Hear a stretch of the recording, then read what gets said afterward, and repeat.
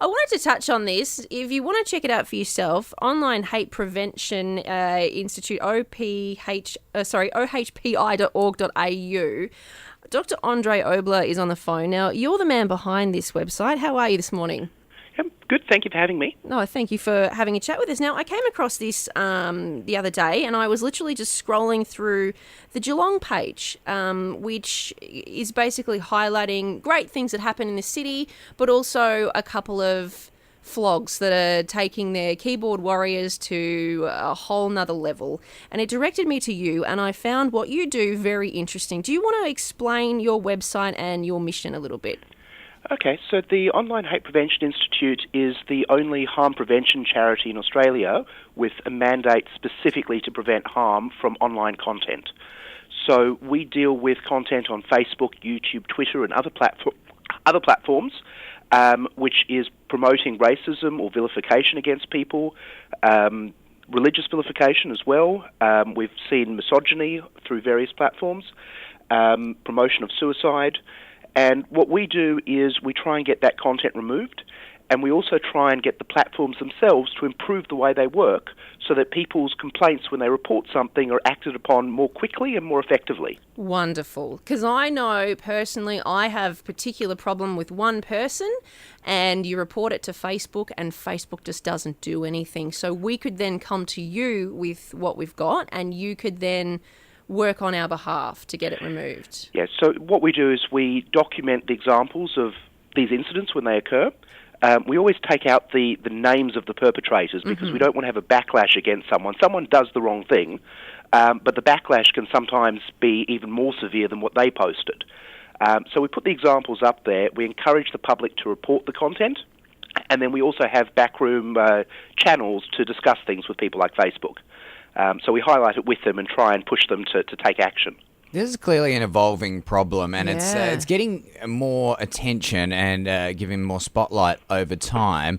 Are we getting better, or are we still in this mindset of what we put up online just doesn't have consequences? I'm afraid that we started from a point of view where people thought online was different, it wasn't real. And, you know, the sad reality is when people are being bullied and attacked online and it's pushing them towards something like suicide, people die. It's a reality.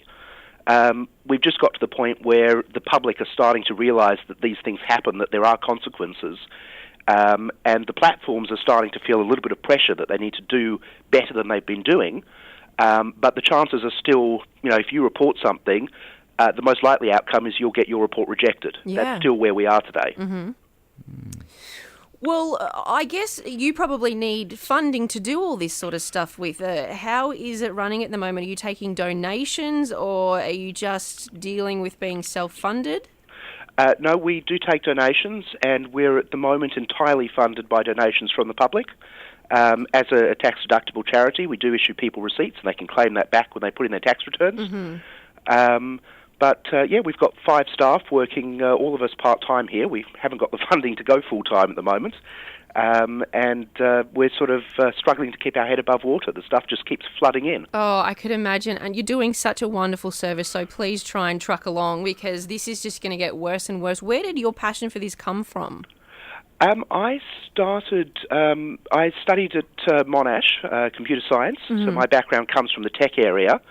And I went overseas to the UK where I did my PhD, and there was a whole lot of hate that was actually spreading through university campuses, which was coming as a result of online content, both through blogs and through social media.